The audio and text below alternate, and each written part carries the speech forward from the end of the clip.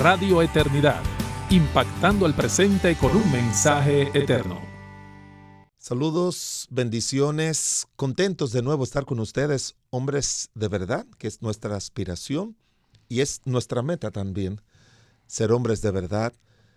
Bienvenidos a este espacio que con gozo y con alegría, yo sé que ustedes lo sintonizan y sabemos que Dios en su gracia y misericordia siempre trae verdades que nos ayudan a nosotros mientras la estudiamos, mientras la presentamos, y yo sé que Dios la trae también para edificación a todos ustedes. Su servidor, el pastor José Agüero, le acompaña junto a nuestro querido amigo y hermano pastor Marcos Peña. Marcos. José, qué gusto reunirme contigo de nuevo y poder traer estos conceptos tan importantes para desarrollar en nuestras vidas ese carácter que tiene un hombre de verdad. Cierto, porque ese es el método. La única manera de uno parecerse al Señor Jesucristo es tener el carácter de Cristo, y esa es la obra del Espíritu Santo, dice la Escritura en 2 de Corintios, transformarnos a la imagen de Cristo. Yo creo, hay tantas palabras griegas, pero creo que es la palabra prosopón, que significa como esa imagen es como una copia, una fotocopia de alguien con respecto a lo que esa persona es. De manera que ese es el deseo de Dios, y todo cristiano, hombre y mujer, lo necesita, pero sobre todo nosotros los hombres, por la cantidad de responsabilidades que Dios nos ha puesto en nuestra vida personal, nuestra relación con Él, nuestra relación matrimonial, familiar, eclesial, laboral, social. Tenemos tantas responsabilidades de parte de Dios que necesitamos tener ese carácter como el de Cristo. Bueno, hoy tenemos un tema muy interesante y es las características de la crisis que produce el egoísmo en el matrimonio. ¿Cómo afecta el egoísmo a la vida matrimonial? Afecta todas las áreas de la vida relacional de los seres humanos, incluyendo la relación consigo mismo, porque el egoísta es una persona que, aunque pone a sufrir a otros, como veremos, pues él va a sufrir también, porque nadie puede hacer algo malo sin recibir a otros, sin recibir las consecuencias él. De manera que hoy vamos a hablar acerca de eso, y que el propósito de este programa es que usted y yo podamos identificar qué niveles de egoísmos hay en nuestras vidas, cómo nosotros podemos mirar lo que dice la Biblia, pero también qué dice la Biblia de cómo esto afecta o se manifiesta en el matrimonio, y también las soluciones que da Dios para que nosotros podamos vencer ese enemigo personal que siempre nos acompaña y que es muy dañino para el matrimonio. ¿Qué es el egoísmo, Marcos? ¿Cómo tú definirías eso? Antes de entrar ahí, José, yo pienso que es importante que los oyentes sepan que no es que estamos tratando el egoísmo así como suelto, sino que este es más bien el inicio de una especie de serie que puede ser corta o larga, pero el inicio de una serie de aquellos aspectos que se convierten en origen de conflicto matrimonial. Y el egoísmo, yo creo que está en la zapata, en la base, en el origen aún de los demás factores. Parte del problema en el matrimonio es que los que están casados son dos pecadores. De ahí es que surge todo. A veces las personas se sienten cohibidas de expresar sus conflictos cuando andan buscando consejo. Pero la verdad es que lo sorprendente no es que dos personas tengan dificultades. Lo sorprendente es que no la tengan. Porque no debemos olvidar que el matrimonio está compuesto por dos pecadores. Cuando son dos pecadores que no conocen al Señor, no hay ningún elemento unificador, no hay ningún elemento de autoridad que los dirija, sino que está más bien lo que cada cual piensa, lo que cada cual cree. En el caso de nosotros los cristianos, pues gracias al Señor tenemos la palabra de Dios como el elemento unificador. Y aún así, José, a pesar de tener la palabra de Dios, el egoísmo se convierte en un serio problema.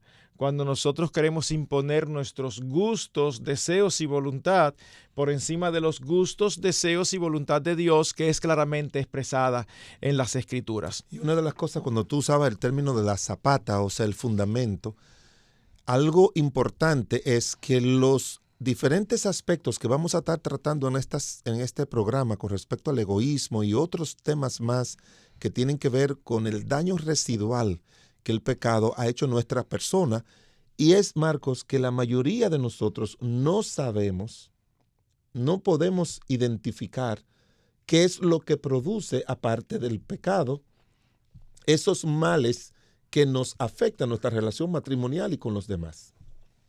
Y el egoísmo es un elemento que está silente allí, pero actuando de una manera cruel. Uh-huh. Aunque cuando hablamos de egoísmo, este es el tipo de conceptos que todo el mundo dice entender de lo que se trata. Por amor a la claridad, nosotros queremos contestar tu pregunta de qué es el egoísmo. El diccionario de la Real Academia Española lo define de la siguiente manera. Dice: inmoderado y excesivo amor a sí mismo que hace atender desmedidamente al propio interés sin cuidarse del de los demás. Y mira Marcos, tremendo. Uh-huh. Dice, el término egoísmo hace referencia al amor, como tú dices, como dice la definición, excesivo que una persona siente hacia sí mismo y que le hace atender desmedidamente su propio interés. Por lo tanto, el egoísmo no se interesa por el interés del prójimo, sino que él rige sus propias acciones de acuerdo a su absoluta conveniencia. Así mismo es. Es ese excesivo interés, como tú dices, Uh-huh. de una persona sobre sí mismo. Y en el matrimonio es donde más se manifiesta. Bueno, porque es la única relación íntima que tiene un ser humano. Y es la única relación donde dos se convierten en uno. Claro. Entonces, ¿en cuál de los dos nos vamos a convertir? No, en ninguno de los dos. Claro. En ninguno de los dos. Cada cual va a tener que ceder. Ese es precisamente el problema, que cuando tú tienes a dos personas que viven juntas, que se supone que deben perseguir una misma meta, que se suponen que tienen unos mismos anhelos, se dirigen juntos. En un matrimonio no se puede dirigir uno hacia un lado y otro hacia otro. Si son uno, no pueden tener destinos o metas diferentes. Deben tener anhelos y metas similares, trazadas por la Escritura. Pero, ¿y cómo ocurre eso cuando cada cual está más interesado por su deseo, por su voluntad, que por complacer o por adaptarse al otro? Claro. Eso es natural que da.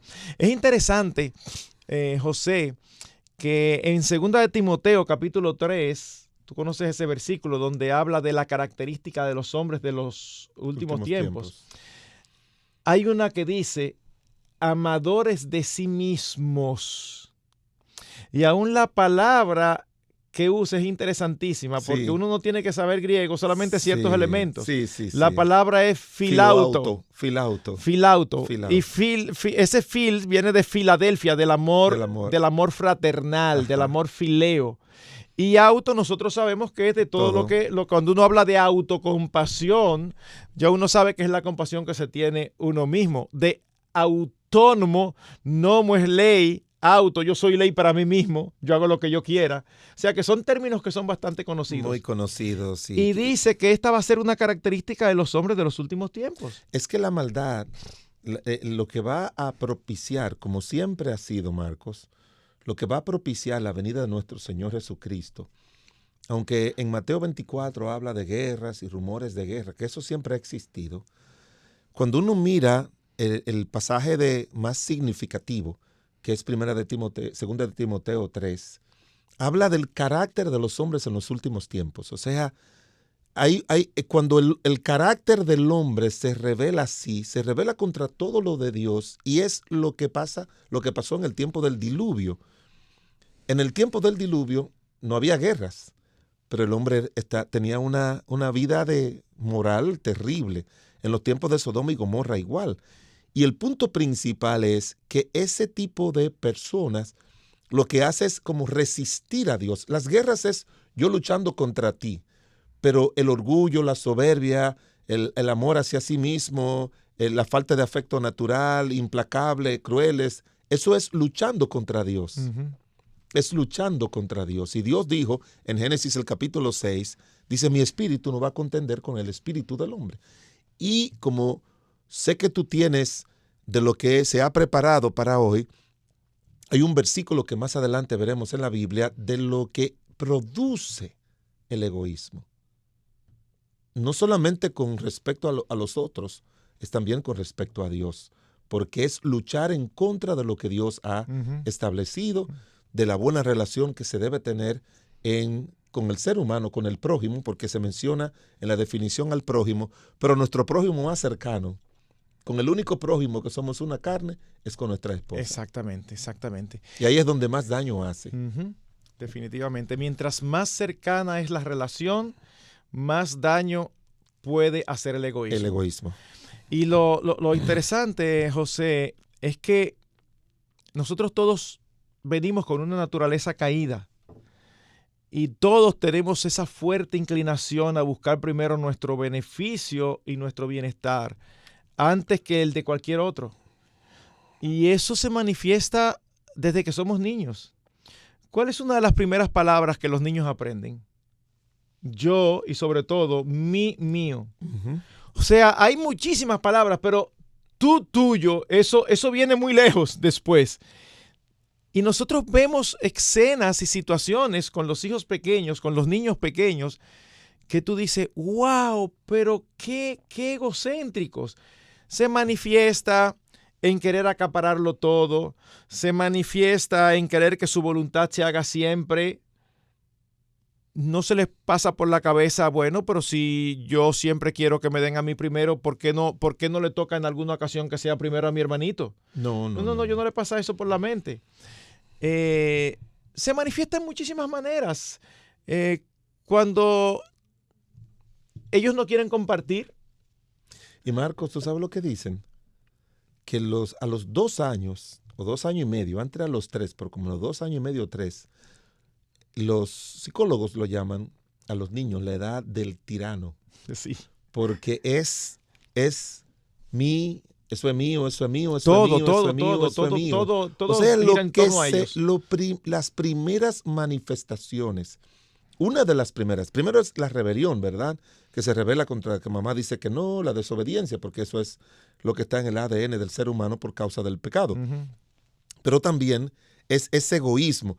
Y nosotros dimos la definición tan perfecta de lo que significa la palabra amadores de sí mismo. Pero en el idioma latín, que es de donde viene la palabra egoísmo, viene de la palabra ego. Y la palabra ego significa el yo. Uh-huh. El yo.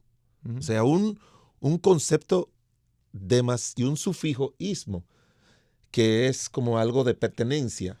Politeísmo. Exacto. Muchos dioses. Sí. Entonces, cuando hablamos del egoísmo, es que nosotros hacemos del ego el Dios. El Dios. El que gobierna. El que Esa es nuestra religión. Ese es nuestro ídolo principal. Ajá. Ese es nuestro Dios principal. Entonces, perdón. No, y entonces se le llama la edad del yo o la edad del tirano, porque es todo lo que diga, todo lo que yo quiero y todo es mío. De manera que eso se manifiesta de una manera muy incipiente en nuestros niños. Así es. Pensemos entonces que cuando nosotros crecemos, no es que eso cambia. No, se intensifica. Eso se intensifica. Lo que nosotros aprendemos es a no manifestarlo de una manera tan descarada. Sí. O sea, el adulto tiene los mismos deseos, las mismas luchas que el niño. Lo que pasa es que el adulto entiende lo que la gente aprueba como bien o mal. Entonces, para no lucir mal, pero sigue lidiando con lo mismo. Ahora pensemos en una relación matrimonial cuando se casan dos personas que son egoístas en mayor o en menor grado, pero son egoístas. Eso tiene que dar problemas por todos los lados, José. Sí. Porque aquí estamos casados, pero yo me estoy casando soñando con que yo voy a ser feliz contigo. Pero mi felicidad la visualizo en términos de que tú me des todo lo que yo entiendo que debo recibir de mi esposa y de mi esposo.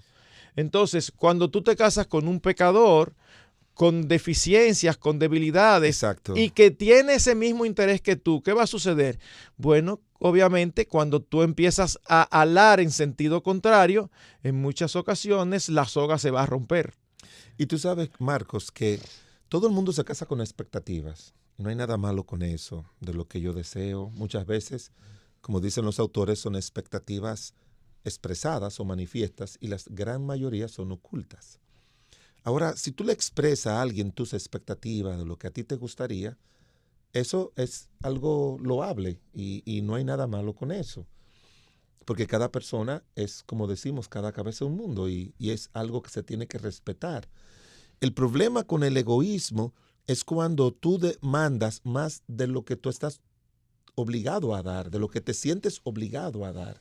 Y siempre le estás demandando al otro. Oiga bien, el que demanda mucho es una persona egoísta. Si usted quiere identificar, quizás usted está escuchándonos y diciendo, ¿y cómo yo sé si soy egoísta? Bueno, número uno, si usted es una persona que demanda demasiado a su cónyuge y también a los demás, o tiene una expectativa muy alta de lo que los demás tienen que hacer en su favor, eso es una señal de que usted tiene un ego un poquito alto, porque hay cosas, vamos a ir añadiendo cosas para que usted pueda ver por dónde está el termómetro de eso. Porque le repito, como dijo el pastor Marcos, por naturaleza, todos nacemos así y a todos se nos va intensificando. Uh-huh.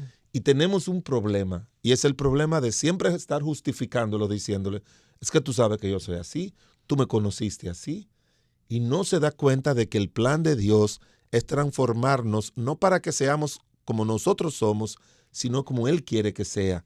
Y en la medida en que usted y yo seamos como Dios quiere que seamos, se nos va a hacer 1000 veces más fácil nuestra relación con los demás, pero de manera muy específica, nuestra relación matrimonial. Uh-huh. Es interesante eso que tú dijiste de cómo se manifiesta demandando. También se manifiesta cuando la persona siente que no es feliz en su relación matrimonial porque no recibe todo lo que quiere. Es verdad que puede existir una dificultad con el otro que no es considerado, eso es verdad. Pero el egoísta normalmente se entristece, se frustra cuando no recibe lo que quiere. Y la verdad es que todos debemos de reconocer y recordar que no estamos casados con ángeles encarnados. Estamos casados con un pecador y con una pecadora, redimidos por la sangre de Cristo si somos creyentes, y con esperanza y oportunidad de corregir lo deficiente. Pero estamos casados con una persona que piensa primero en ella antes que en mí. Precisamente lo que el Señor hace cuando viene a la vida de los suyos es que revierte esa tendencia. Así es. Por eso dice el apóstol Pablo en 1 Corintios capítulo 10, versículo 24, ninguno busque su propio bien, sino el del otro. Y fíjate qué interesante, en el contexto que esa expresión se da, es en el contexto de la libertad cristiana. ¿Y qué es la libertad cristiana? Cuando hablamos de libertad cristiana, hablamos de aquellas cosas que no están ni claramente ordenadas ni claramente prohibidas en la Escritura. Cosas que son neutras o grises. Entonces, eso a veces crea problemas. Cuando uno va, por ejemplo, a Romanos 14 o a 1 Corintios 8, son los dos textos emblemáticos para tratar los aspectos de libertad cristiana, habían ciertos elementos ahí que algunos consideraban que estaba mal comer ciertos alimentos y otros consideraban que no. Y la Biblia, ¿qué dice? Nada respecto de eso. Entonces ellos estaban discutiendo y teniendo problemas por asuntos más ceremoniales o religiosos que por asuntos del cristianismo. Y el apóstol Pablo, aunque tiene una idea determinada de quién tiene la razón, en lugar de decir, este tiene razón y este no, el apóstol Pablo lo que dice es, no. Más bien, ámense unos a otros y por amor no juzguen, pero también respeten. Entonces, en ese sentido, cuando dice ninguno busque su propio bien, sino el del otro, no debemos estar preocupados en el matrimonio buscando lo nuestro. Algunos dicen, pero que si nadie lo busca mi propio bien, ¿y quién lo va a buscar? ¿Y Dios? ¿Lo sacaste de la ecuación? El tiempo de la pausa llegó y debemos de detenernos por un momento. Quédese con nosotros para continuar tratando este tema tan importante. Te motivamos a apoyar la obra que Dios está haciendo por medio de Radio Eternidad. Puedes hacerlo depositando tu ofrenda por cualquiera de estos medios, desde cualquier parte del mundo, vía PayPal con tu tarjeta de crédito o débito a través de nuestra página web. Y si vives en República Dominicana, puedes hacer tu depósito a nuestra cuenta corriente del Banco Popular, 8226-66061. Que Dios te bendiga.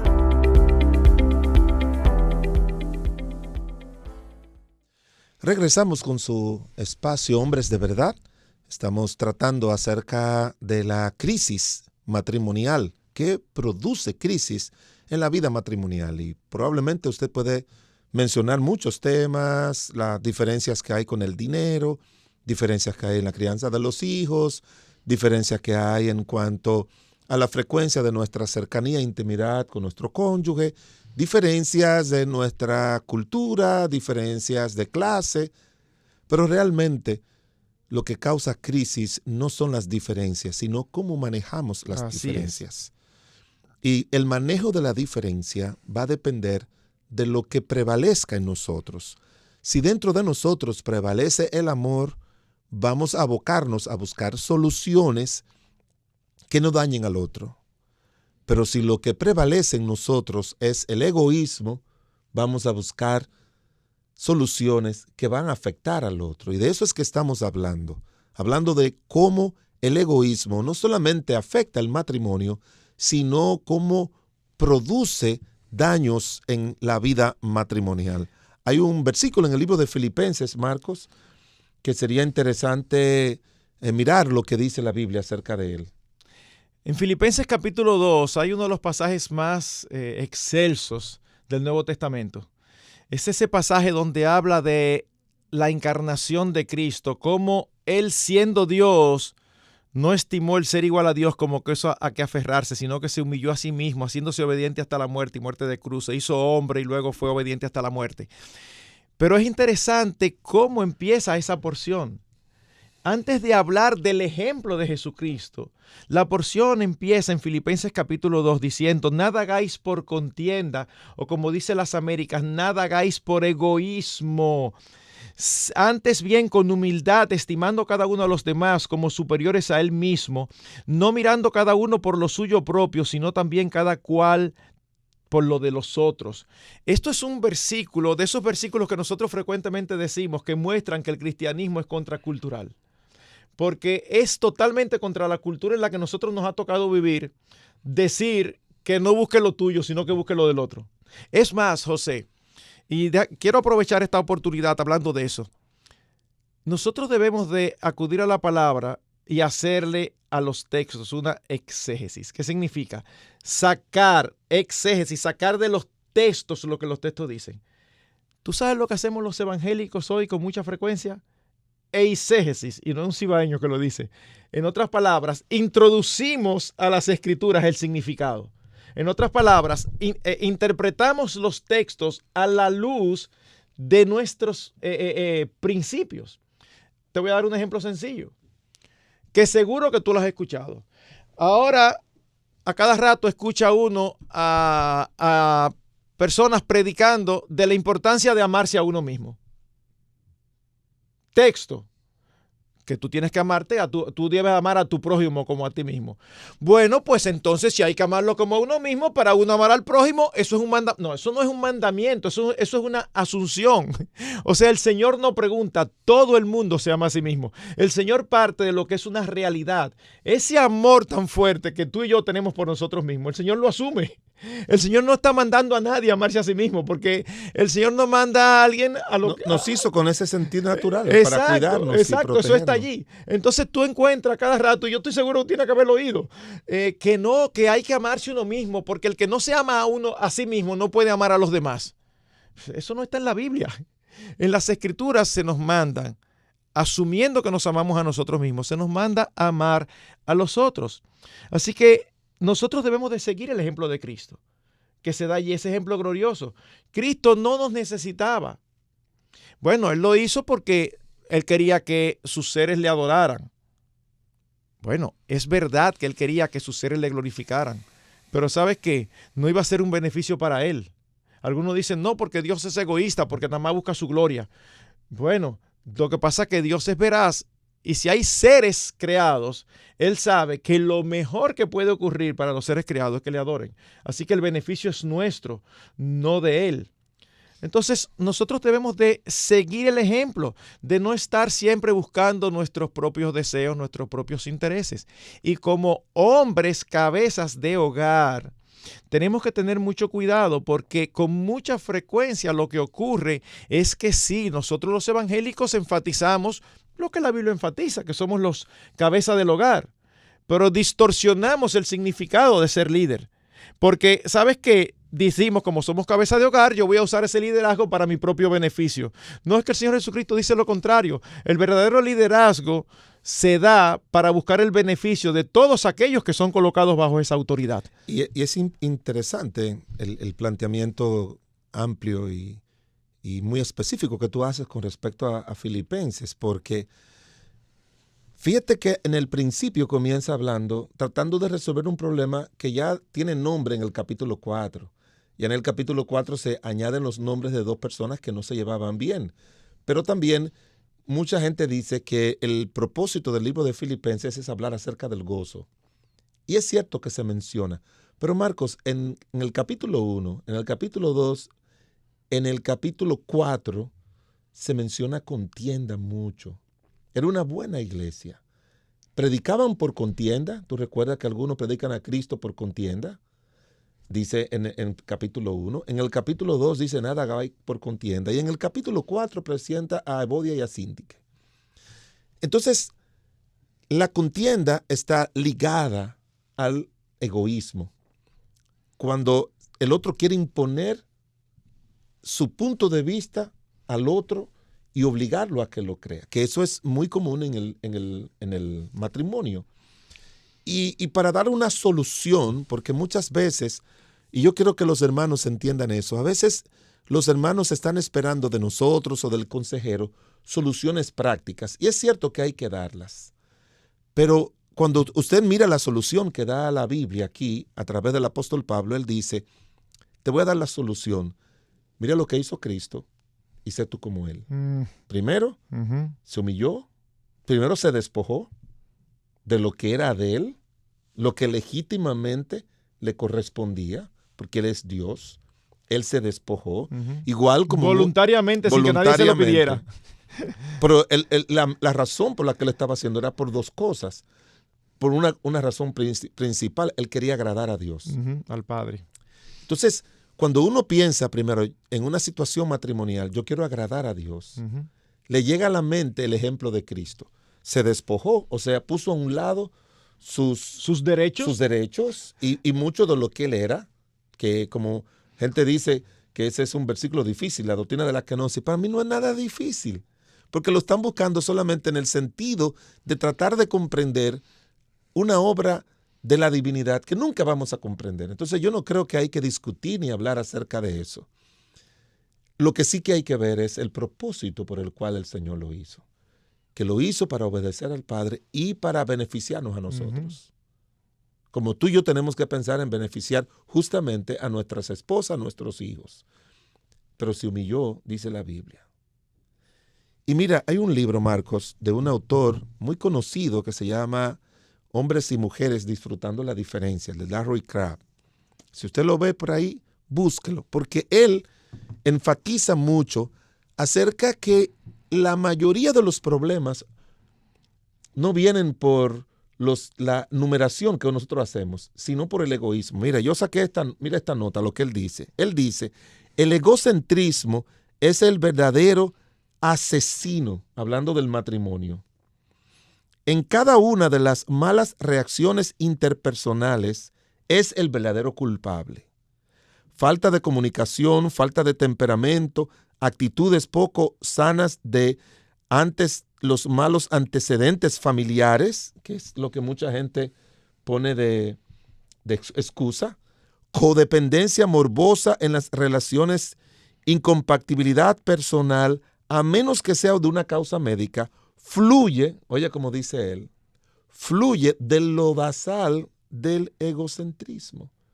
O sea, el tener una vida donde el interés supremo no es agradar a Dios, honrar a Dios, no es agradar y ayudar a la esposa, no es ayudar a los hermanos de la iglesia o a donde sea, ¿verdad? Una aplicación más amplia.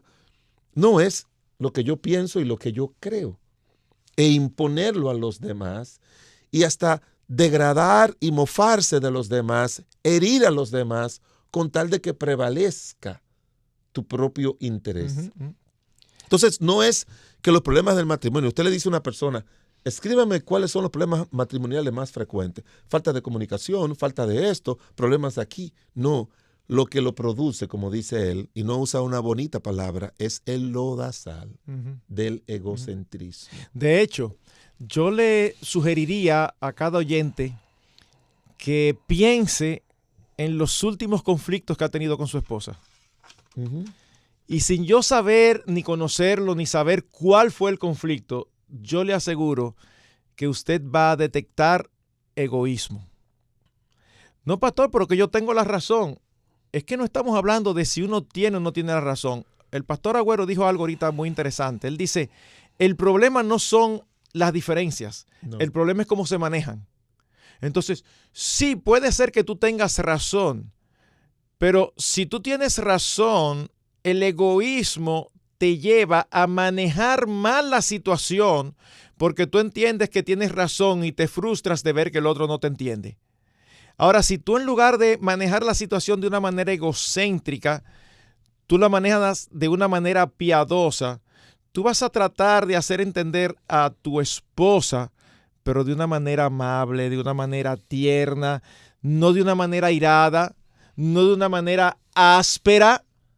Entonces, póngase a pensar, cada vez que tenemos conflictos con nuestra pareja, usted va a detectar, si es honesto, va a detectar que hay ego. Una pregunta, ¿por qué Cristo hizo lo que hizo? Por amor. Por amor a nosotros. ¿Y por qué nosotros nos casamos con nuestras esposas? Por amor, por lo menos decimos eso, ¿verdad? Por amor. Ok. ¿Y cuál es una de las características fundamentales del amor? Váyase a 1 Corintios 13. Hay ahí como 12 características, quizás más. Pero ¿sabe una que para mí es como la más emblemática? El amor no busca lo suyo.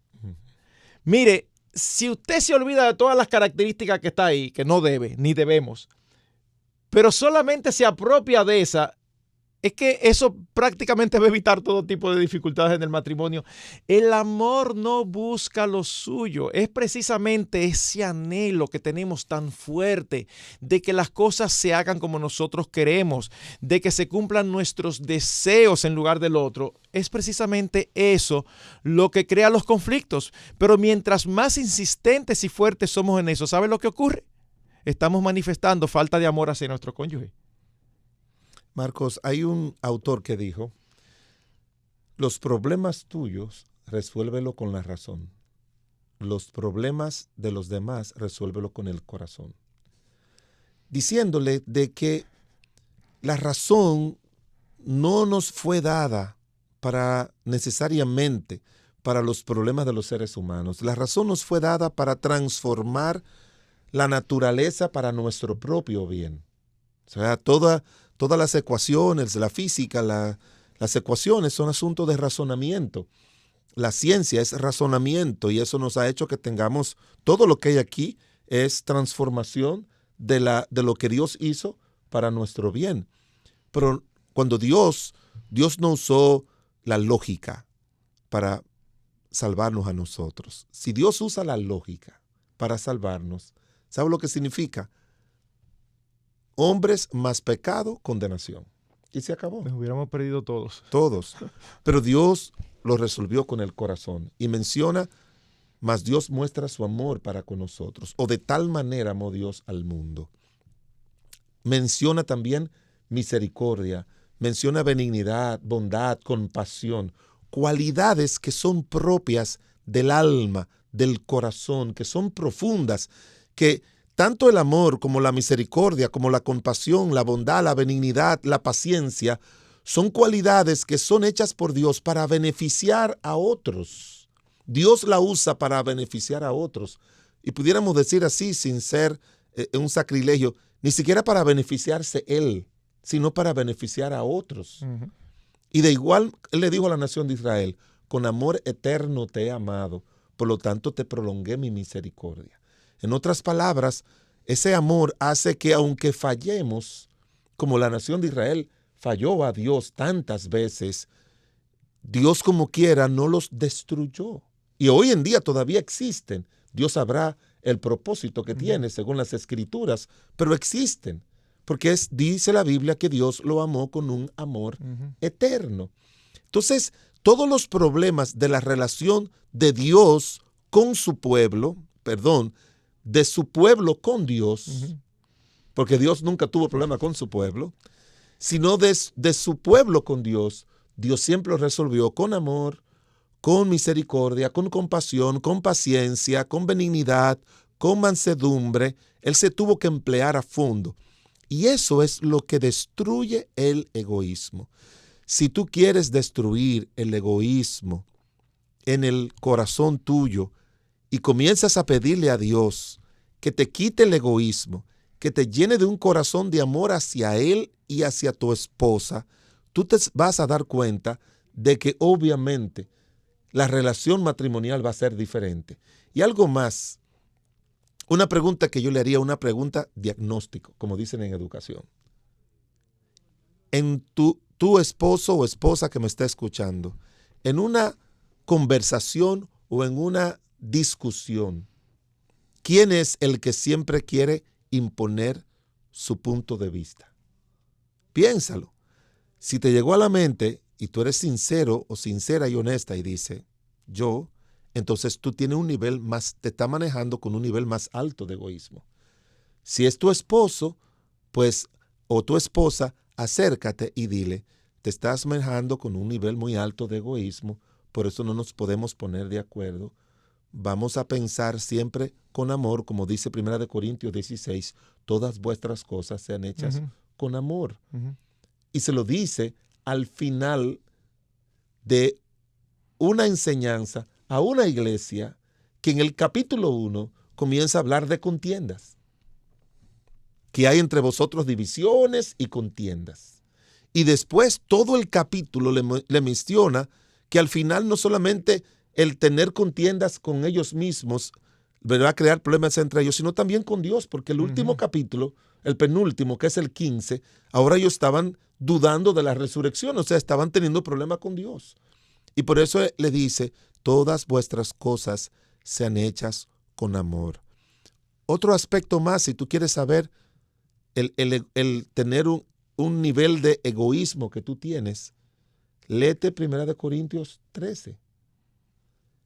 Aparte de la especial declaración de que no busque lo suyo propio, como dice Marcos, comienza a buscar las demás y haz un checklist, haz un listado y di, ¿tengo yo eso en mi vida? ¿O me falta esto? ¿Todo lo sufro? ¿Todo lo soporto? ¿O todo lo peleo y todo lo contiendo? De hecho, José, el Señor es tan consciente que ese es nuestro principal problema, que parte de la obra de Cristo a favor de los suyos fue librarnos de la esclavitud a nuestros propios deseos, de la esclavitud al egoísmo. A mí me encanta el texto en 2 Corintios capítulo 5, versículo 15, donde dice, y por todos murió, para que los que viven ya no vivan para sí, sino para aquel que murió y resucitó por ellos. Sí, pero el que murió y resucitó por ellos no fue mi esposo o mi esposa. Pero por favor, si nosotros vivimos para Dios, ya no estamos viviendo para nosotros mismos.